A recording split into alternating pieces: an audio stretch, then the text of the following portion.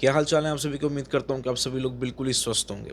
आज हम इस वीडियो के अंदर हम लोग बात करेंगे, जब आपका लग्नेश D1 चार्ट के अंदर 12वें घर में पहुंच जाएगा तो आपको कैसे रिजल्ट्स मिलेंगे, अच्छे बुरे हम दोनों के ऊपर बात करेंगे और हम रेमेडीज़ पे भी बात करेंगे। सबसे पहले हम बात करते हैं कि जो 12वां घर कौन से एलिमेंट्स को कैरी करता है। 12वां घर से foreign travel, foreign exchange, foreign settlement, ये सारी चीज़ें देखी जाती हैं। इसके अलावा हॉस्पिटल विजिट। अब हॉस्पिटल विजिट मैं इस तरीके से कह रहा हूँ कि आप बीमार हो गए और हॉस्पिटल जा रहे हो। आपका जेल का ट्रैवल भी देखा जाता है, मतलब कि किसी कारणवश आप जेल जा रहे हो और हर प्रकार का लॉस और एक तरीके का स्पिरिचुअल कोना भी कह सकते हो, स्पिरिचुअल भाव है, आइसोलेशन का भी भाव है ये। उसके अलावा ये मोक्ष का भी भाव है एक तरीके से। तो ये कुछ कुछ ये चीज़ें कैरी करता है ये। बेडरूम का भी भाव है ये। पर जब हम यूजली 12वें घर की बात करते हैं तो हम सभी के मन में एक बात आती है कि ये लॉसेस का भाव है। अगर इस भाव से कोई भी अच्छा भाव या ग्रह जुड़ जाए तो वो उसका हानि करेगा, उसका उसका नुकसान करेगा। पर मेरे हिसाब से सिर्फ 12वें घर को लॉसेस का कहना थोड़ा सा गलत है। पंचम घर अगर ज्ञान का है तो 12वां घर उस ज्ञान की गहराई है। अगर आप कुछ चीज़ क्रिएट कर रहे हो, कुछ चीज़ बना रहे हो, उसके लिए रिसर्च कर रहे हो, तो जितना योगदान 5वें घर का है उतना ही योगदान 12वें घर का भी रहेगा।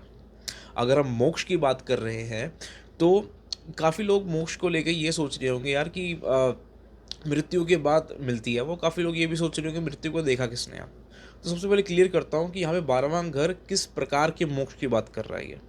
ये दोनों तरीके के मोक्ष की बात करता है 12वां घर। जो मोक्ष मृत्यु के बाद का है, मृत्यु जन्म से पहले का मोक्ष है, उसके बारे में बात करता है। और इसके अलावा इस जिंदगी में जीते जी भी हमें मोक्ष दे सकता है वो कैसे, उसके बारे में बात करते हैं। सबसे पहले कुंडली के कुछ ऐसे भाव हैं, अगर प्लैनेट्स अगर उस घर से कॉम्बिनेशन बना ले या वहाँ जाके बैठ जाएं तो कुछ ऐसी स्थिति बना देते हैं कि इंसान को मोक्ष मिल सकता है। आपको एग्जांपल देता हूँ, मानो कि केतु की कंडीशन, मतलब केतु अच्छे पावरफुल हो के अगर 12वें में चले जाए, गुरु भी देख ले, तो कहीं ना कहीं एक ऐसी कंडीशन बना देता है कि उस इंसान को मोक्ष मिल सकता है। शायद में से आप में से काफ़ी लोगों का ऐसा बैठा भी हो, आपने किसी को अपना चार्ट दिखाया हो तो सामने से आपको ये बात सुनने को मिली हो। इसका मतलब ये नहीं है कि आपको अब मोक्ष मिल जाएगा, आप कुछ भी उल्टा पुल्टा कर लो तो मतलब कि भाई साहब आप तो स्वर्ग में जाएंगे, ऐसा नहीं है। इसके पीछे का लॉजिक क्या है। जो प्लैनेट की पोजीशन आपको यहाँ मिली है ना, इसका मतलब है पिछले जन्म में प्रारब्ध से आप एक जर्नी कवर करते आ रहे हो। अब वो जर्नी एक एंडिंग स्टेट में आ गई है। अगर आप इस जन्म में 12वें घर को लेके या 12वीं दिशा के अंदर अगर आप 12वें के कार्य करोगे तो आपको मोक्ष की प्राप्ति हो सकती है। छोटा सा एग्जांपल और देता हूँ, जैसे कि आपको एक जगह से दूसरी जगह जाने के लिए 10 लाख चाहिए, तो वो सिचुएशन आपको ये बता रही है कि 9 लाख हो चुका, लाख रहते हैं, तो वो लाख इस जन्म में कवर कर ले तो आराम से डेस्टिनी पूरी हो जाएगी। तो इसका मतलब ये है कि लाख अभी बाकी है, पर तूने पिछली जर्नी काफ़ी अच्छे से ट्रैवल कर ली है तो उसका एडवांटेज मिल रहा है। इसका मतलब ये है। अब प्रेजेंट लाइफ में मोक्ष का मतलब क्या है। अब थोड़ा सा पीछे चलते हैं। 12वें घर से पहले वाला घर कौन सा। 12वां से पहले आता है 11वां घर। 11वां घर हमारी डिज़ायर्स है।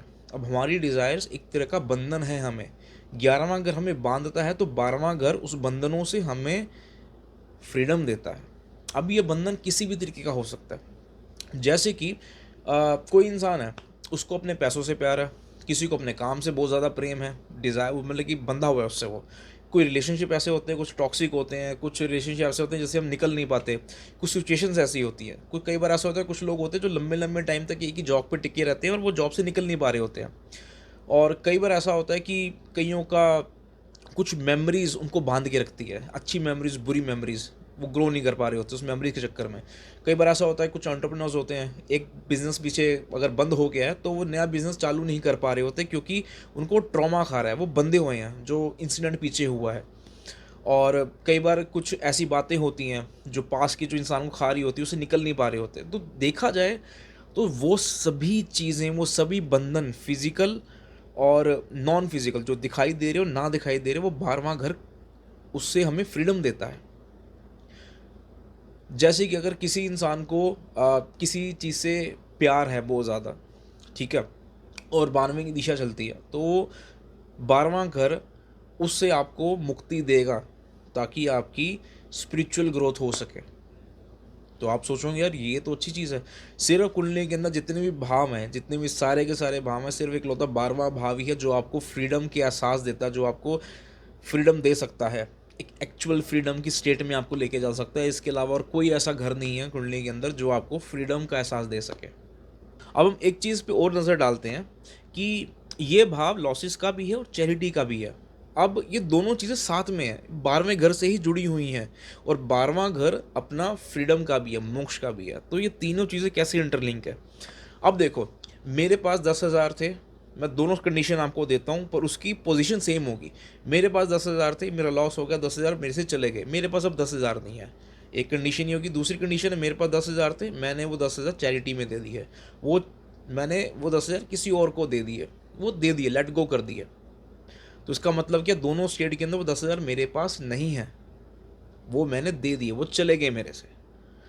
तो अगर आप ये सोच रहे हो कि ये वाला भाव लॉसेस का है, तो ये वाला भाव देने का भी है। ये भाव हमें बताता है कि हमें किस चीज़ों पे फोकस करना चाहिए, क्या चीज़ देने लायक है, या क्या चीज़ को हम त्यागेंगे तो हम मुक्त हो जाएंगे। बिल्कुल ही मैंने क्लियर वर्ड्स में आपको समझाया, क्या चीज़ को हम छोड़ेंगे कि हम मुक्त हो जाएं, हमें मुक्ति का एहसास हो, हम इस जीते जी हमें मुक्ति प्राप्त हो जाए। तो ये 12वां घर दिखाएगा। अगर जब लगने जब 12वें के अंदर आ जाएगा तो क्या क्या परिणाम होंगे। सबसे पहले इसका जो एनर्जी, आपको एनर्जी समझ आई कि थोड़ा सा ये एनर्जी फॉरगिवनेस के ऊपर भी है, और अगर वो इंसान उसको लेट गो की ओर ले तो वो उसको एक अच्छा हैप्पी गो लकी आइसोलेशन दे सकता है जिसके अंदर वो ग्रो कर सकता है। अगर वो इस आइसोलेशन को ढंग से ना सोचे तो इसको वो आइसोलेशन खाने को पड़ेगा। अब आपको इसको ढंग से एग्जांपल देता हूँ कैसे। जब लगने ही जब यहाँ पे आ जाएगा, अगर उसकी प्लेसमेंट अच्छी होगी तो इंसान अपनी उस महादिशा के अंदर या अंतरदिशा में बार बार वो आइसोलेशन की ओर जाएगा। वो आइसोलेशन उसको ग्रोथ करवाएगी। वो आइसोलेशन उसके ज्ञान के अंदर वृद्धि भी करवा सकती है, और वो आइसोलेशन उसको स्पिरिचुअल ग्रोथ भी करवा सकती है। यही अगर वो प्लेसमेंट थोड़ी सी बुरी हो तो वो इंसान को रुकावटें दे सकती है। जैसे कि वो उसको आइसोलेशन में तो डालेगी, उसका ज़्यादा मतलब कि घूमने फिरने का मन नहीं रहेगा, मतलब कि घुलने मिलने का मन नहीं करेगा उस इंसान का, पर उसको ये आइसोलेशन उसके फेवर में नहीं जाएगी, और यहीं से सब चीज़ें की शुरुआत होगी। यहीं से वो कुछ ऐसे स्टेप ले लेगा जिससे उसके पैसों का नुकसान हो, यहीं से कुछ ऐसे स्टेप भी ले सकता है जिससे उसका पैसों का फ़ायदा हो। समझे। अब हम इसके थोड़ी रेमेडी के ऊपर नज़र डालते हैं। सबसे पहले यार एक चीज़ और भी बताना चाहूँगा कि यार 12वां घर में काफ़ी सारी और चीज़ें भी आती हैं, उसके बारे में खैर किसी और दिन बात करूँगा जब एक डेडिकेट वीडियो लेके आऊँगा आपके लिए सिर्फ 12वें घर के ऊपर। तो अब रेमेडी के ऊपर शिफ्ट करते हैं। रेमेडी इसकी दो तरीके की रेमेडी है जो मैं मानता हूँ जो काफ़ी इफ़ेक्टिव है। एक है जो फिज़िकल वाली है, और एक है जो आप अपने अंदर से विचार करोगे तो वो काम करेगी। जैसे कि अगर आपको लग रहा है कि आपकी 12वीं की मानसिक चलने वाली है, या चल रही है, या अच्छा नहीं चल रही वो, और लग रहा है कि दिक्कत कर रही है वो, या तो फिर अंतर्दिशा चल रही है और 12वें की किसी भी प्रकार से वो एक्टिव हो रखा है, तो उस टाइम के ऊपर आप दो तीन कार्य कर सकते हैं। पहला कार्य ये कर सकते हो कि आप खुद से हॉस्पिटल ट्रैवल करो, मतलब कि हॉस्पिटल जाओ, वो कैंटीन से चाय पानी पियो और वापस आ जाओ। हफ्ते के अंदर एक बार ही करने का ये अपना रूटीन ऐड कर लो। उसके बाद एक चीज़ और कर सकते हो कि मेडिसिन्स को, जो हॉस्पिटल रिलेटेड सामान है, उसको चैरिटी में दे सकते हो। तीसरी चीज़ एक काम कर सकते हो कि आप नॉर्मल चैरिटी भी कर सकते हो। चौथी, जो आपने अंदर से करनी, आपको ध्यान करना है कि वो कौन सी ऐसी चीज़ें हैं जिससे मैं पर्सनली बंधा हुआ हूँ, उसको लेट गो करना है। जिस दिन आप लेट गो कर दोगे, 12वां घर आपको एक ऐसी स्टेट में लेके चले जाएगा कि आप अंदर से इतने खुश रहोगे, इतने फ्री रहोगे कि आप सोच भी नहीं सकते। ये जो 12वां घर है ये हर चीज़ से आपको फ्रीडम दे सकता है।